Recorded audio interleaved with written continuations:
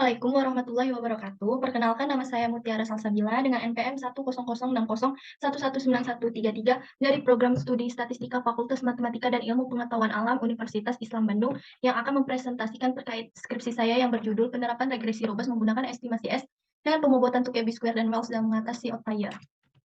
Pendahuluan, metode kuadrat terkecil (MKT) merupakan metode yang paling banyak digunakan dalam melakukan analisis regresi linear berganda dengan meminimumkan jumlah kuadrat galatnya. Pada estimasi parameter regresi menggunakan MKT, pengujian asumsi klasik harus terpenuhi. Namun apabila terdapat pelanggaran asumsi, mungkin saja dipengaruhi oleh outlier. Jika terdapat pelanggaran asumsi, maka estimator yang diperoleh bersifat bias dan tidak efisien sehingga model regresi yang diperoleh tidak cocok atau fit terhadap data yang dimodelkan. Oleh karena itu, untuk menghasilkan model regresi yang bersifat fit, meskipun terdapat outlier yaitu menggunakan metode regresi robust. Menurut Sujana 2012, menyatakan bahwa regresi robust merupakan metode regresi yang digunakan ketika distribusi dari error tidak normal atau adanya beberapa outlier yang berpengaruh pada model. Menurut Chen 2002 menyatakan bahwa terdapat 5 estimasi yang dapat digunakan saat menggunakan regresi robust, salah satunya yaitu estimasi S1 scale. Jika dilihat dari nilai breakdown point-nya, estimasi S merupakan estimasi robust yang memiliki nilai breakdown point paling tinggi hingga 50%, di mana estimasi ini dapat mengatasi setengah dari outlier. Estimator tersebut diperoleh dengan cara meminimumkan jumlah galat dari persamaan regresi linear yang diperoleh melalui proses iterasi hingga menghasilkan jumlah kuadrat galat terkecil. Pada estimasi S terdapat beberapa fungsi pembobot, salah satunya adalah Tukey B-square dan Wells. Berdasarkan latar belakang yang telah diuraikan, maka penulis bermaksud untuk melakukan penelitian yang berjudul Analisis Regresi Robust Estimasi S menggunakan pembobotan Tukey B-square dan Wells. Selanjutnya, metodologi penelitian.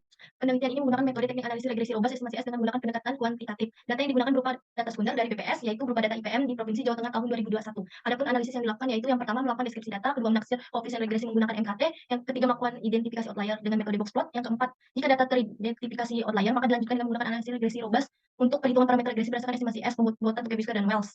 Kemudian yang kelima melakukan pengujian signifikan parameter dengan menggunakan uji F atau uji simultan dan uji T atau uji parsial. Yang keenam membandingkan model regresi robust dengan pembobotan Tukey B-square dan Wells berdasarkan nilai adjusted R square paling besar dan nilai residual standard error atau RSE yang paling kecil. Yang ketujuh, menarik kesimpulan. Kemudian hasil penelitian dan pembahasan. Deskripsi data. Berikutnya analisis regresi linear berganda. Dalam analisis regresi linear berganda menggunakan MKT diperoleh hasil model regresi sebagai berikut. Dengan nilai topinya adalah pendudukan rata-rata IPM, X1 angka partisipasi murni, X2 jumlah sarana kesehatan, dan X3-nya tingkat pengangguran. Uji asumsi klasik. Yang pertama, uji asumsi normalitas. Uji asumsi normalitas dilakukan untuk mengetahui apakah sisaan pada data berdistribusi normal atau tidak dengan mengacu pada statistik uji Shapiro-Wilk. Dari normal Gini plot terlihat bahwa titik-titik data residual berada di sekitar garis lurus.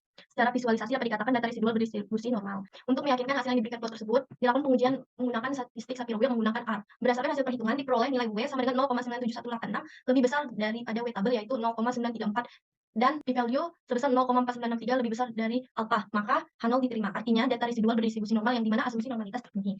Yang kedua, uji asumsi homoskedastisitas. Pada uji ini menggunakan uji Bresbakan. Berdasarkan hasil perhitungan menggunakan R, diperoleh nilai BP sama dengan 10,122 lebih besar dari X kuadrat, yaitu 7,815 dan p-value sama dengan 0,01756 lebih kecil dari alpha. Maka H0 ditolak. Artinya varians galat bersifat heteroskedastisitas yang dimana asumsi homoskedastisitas tidak terpenuhi. Yang ketiga, uji asumsi non-multikolinearitas. Berdasarkan hasil tabel berikut, diperoleh nilai PF untuk semua variabel bebas adalah kurang dari 10 dan nilai toleransi lebih dari 0,1. Maka dapat disimpulkan bahwa asumsi non-multikolinearitas terpenuhi. Kemudian setelah dilakukan pengujian asumsi klasik, diperoleh hasil bahwa uji homoskedastisitas tidak terpenuhi yang biasanya disebabkan oleh adanya outlier yang mempengaruhi model regresi. Untuk mendeteksi outlier dari data, maka digunakan metode box plot. Berikut box plot menggunakan data residual. Berdasarkan box plot di samping terlihat bahwa terdapat titik-titik yang berada di luar kotak box plot, di mana titik tersebut merupakan data outlier yang secara visual terdapat dua titik yang mempunyai residual yang besar, yaitu pengamatan ke-14 dan pengamatan ke-33. Oleh karena itu, cara mengatasi data outlier yaitu dengan menggunakan regresi robust. Kemudian digunakan dalam perhitungan pembobotan menggunakan regresi robust estimasi S. Yang pertama, pembobotan Tukey B-square. Diperoleh nilai estimasi parameter model pembobotan Tukey B-square sebagai berikut. Sedangkan untuk nilai skala robust dan iterasi diperoleh bahwa nilai skala robust estimasi S dengan menggunakan pembobotan Tukey B-square diperoleh sebesar 2,782915 yang didapat dari iterasi ke-33 hingga konvergen. Selanjutnya dilakukan estimasi untuk pembobotan Wells yang bertujuan untuk membandingkan dengan estimasi sebelumnya. Diperoleh nilai estimasi parameter model pembobotan Wells sebagai berikut. Di mana untuk nilai skala robust dan iterasi diperoleh bahwa nilai skala robust estimasi S menggunakan pembobotan Wells sebesar 2,859961 yang didapat dari iterasi ke-37 hingga konvergen.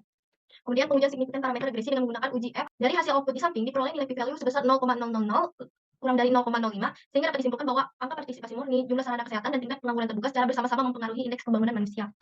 Kemudian uji T atau uji parsial menggunakan Tukey B-square.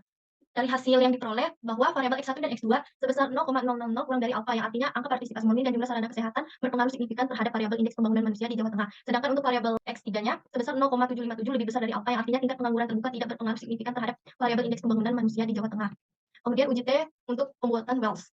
Dari hasil yang diperoleh bahwa variabel X1 dan X2 sebesar 0,000 kurang dari alpha yang artinya angka partisipasi murni dan jumlah sarana kesehatan berpengaruh signifikan terhadap variabel indeks pembangunan manusia di Jawa Tengah. Kemudian untuk variabel X3-nya sebesar 0,941 lebih besar dari alpha yang artinya tingkat pengangguran terbuka tidak berpengaruh signifikan terhadap variabel indeks pembangunan manusia di Jawa Tengah. Kemudian terakhir kriteria pemilihan model. Dari hasil tabel di atas Terlihat bahwa metode yang paling baik untuk mengestimasi model IPM di Jawa Tengah pada tahun 2021 adalah menggunakan metode fungsi pembobotan 2KB² karena memiliki nilai adjusted R-square yang paling besar yaitu sebesar 89,83% dan memiliki nilai residual standard error atau RSE yang paling kecil yaitu sebesar 2,783. Oleh karena itu, model yang direkomendasikan adalah regresi robust estimasi S dengan pembobotan 2KB².